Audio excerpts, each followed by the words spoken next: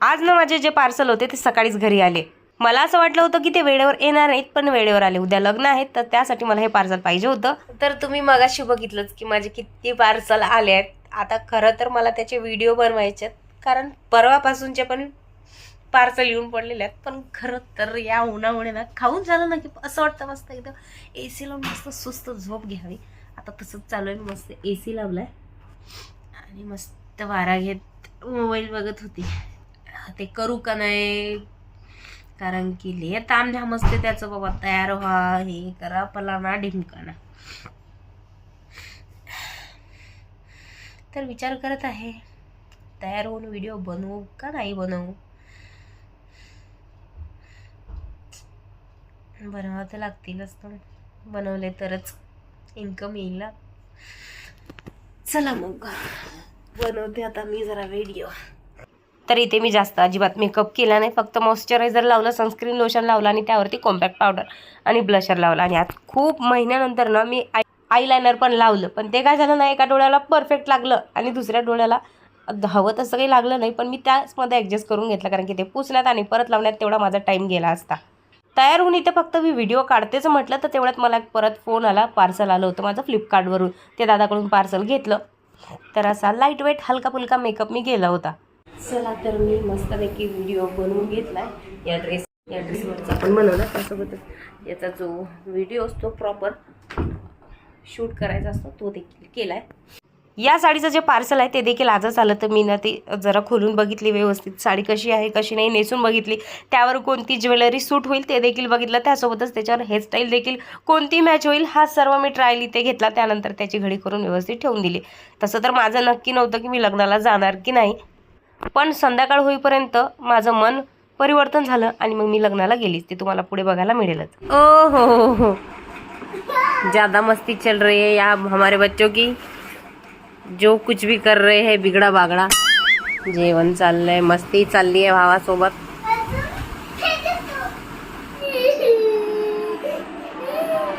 आरूमुळे लागलं ते. रडत नाही रे, तिला खूप लागलं रे. लागलं म्हणूनच रडत आहे ती. बघ ना, बस लाल झालं ते. बस बस बस बस चालली आहे. या दोघा भावांची गंमत कधी सिरियस होऊन जाईल ना सांगताच नाही येत बाबा. हाँ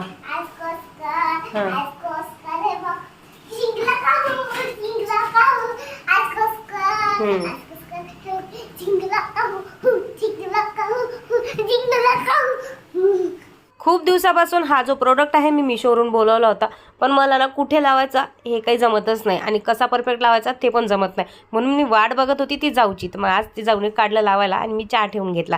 म्हटलं तुम्ही ते काम करा, मी चहा ठेवायचं काम करते. आमच्या किचनचं थोडंसं मेकओव्हर चालू आहे.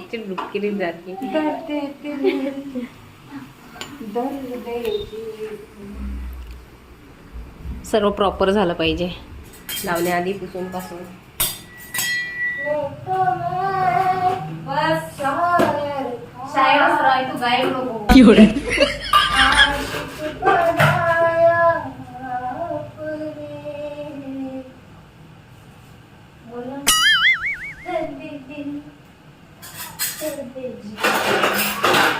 पहिला तर त्यांनी मला विचारलं की हे कुठे लावू म्हटलं तो प्रोडक्ट. तर मी त्यांना सांगितलं की इथेच लावा शेजारी, जेणेकरून तिथे आपलं तेलाची बॉटल पण ठेवता येईल आणि जे काही सामान राहणार ते पण ठेवता येईल.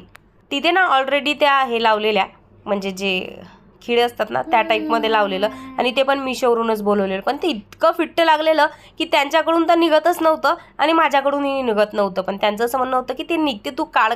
आणि यांच्या नादात पुढे माझ्यासोबत काय घडलं ते तुम्हाला दिसेलच. पहिल्यांदा मी ट्राय केलं चाकूने काढायला, ते थोडंसं निघालं, पण एवढं फिट्ट बसलेलं होतं की भरपूर ताकद लावून देखील ते काही निघत नव्हतं. अर्ध काढून मी मुद्दाम नाटक केलं की माझ्या हात ना खूप दुखत आहे, जेणेकरून ते आता तरी विसरतील आणि थोड्या वेळानंतर ते काम राहूनच जाईल. कारण त्या खूप फिट्ट बसलेले होते, ते नट अजिबात निघत नव्हते माझ्याकडून तरी. नशीब तोपर्यंत चहाच झाला होता. मग तिघी सासून एकत्र बसून आम्ही चहा घेतला. बिट्टूचा बाजूला तुम्ही डान्स बघू शकता, खूप छान डान्स चालू होता. काढलं कसं काय बघ ना. बापरे, तुला किती मोठं लागलं. माझं तर दुखतलं नाही. हो ना, लावलं की दुखते माझं दुखते ना. बघ ना किती पेन होत आहे. माझं तो पेन तर नाही होत, तुझाच पेन होता रस्त्याने.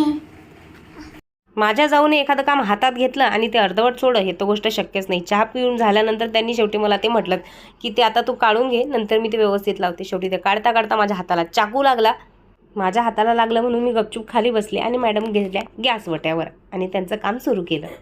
इतके छान प्रोडक्ट आहेत ना हे दोन्ही पण. इथे तुम्ही कितीही जड वस्तू ठेवल्या तरी त्या पडणार नाहीत, कारण की त्याला हे चिटकवायला खूप चांगलं असं स्टीलसारखं मिळते. हे जे आहे ना, मी बोलवलं होतं तेलाची कॅन ठेवण्यासाठी, पण जाऊचं असं म्हणणं होतं की तेलाची कॅन इथेच राहू दे, हे जे किचनची खिडकी आहे त्यामध्ये, इथे ना आपण दुसरं काहीतरी सामान ठेवू. त्यानंतर डायरेक्ट मी माझी तयारी केली. सासूबाई येलो, मी पण येलो, कारण की आता आम्ही निघालो होतो माझ्या माहेरी जायला आणि माहेरीच लग्न होतं. तर ते लग्न होतं माझ्या सासूबाईच्या बहिणीच्या मुलाचं. ज्यावेळी मी हिला जबरदस्तीने स्टडी करण्यासाठी आणत असते त्यावेळेस ही अजिबात स्टडी करत नाही, पण आता कोणता दिवस पावला काय माहिती जी मॅडम स्वतःवरून स्टडी करते. मीला घाबरू नको, बाय विनो. आई बांगड्या भरण्यासाठी अकोल्यात आली होती तर ती निघालेली. तिला म्हटलं थांब, आम्ही पण तुझ्या गावीच येतो तर सोबतच चाल. जाताना आम्हाला खूप भूक लागली. इथे ना काहीच भेटलं नव्हतं. वडापाव आणि इथे भजी वगैरे होते, ते मला काही खायचं नव्हतं. तर यांनी इथे घेतली होती थम्सअप आणि माझी आई आणि सासूबाई पित होत्या रस.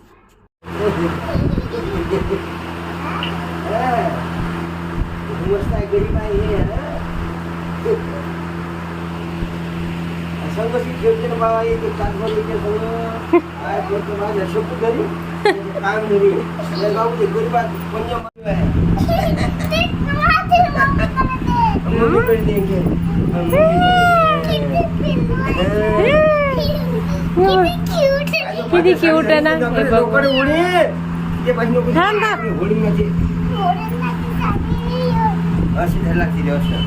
तिला लय आवड आहे कुत्र्या मांजरांची.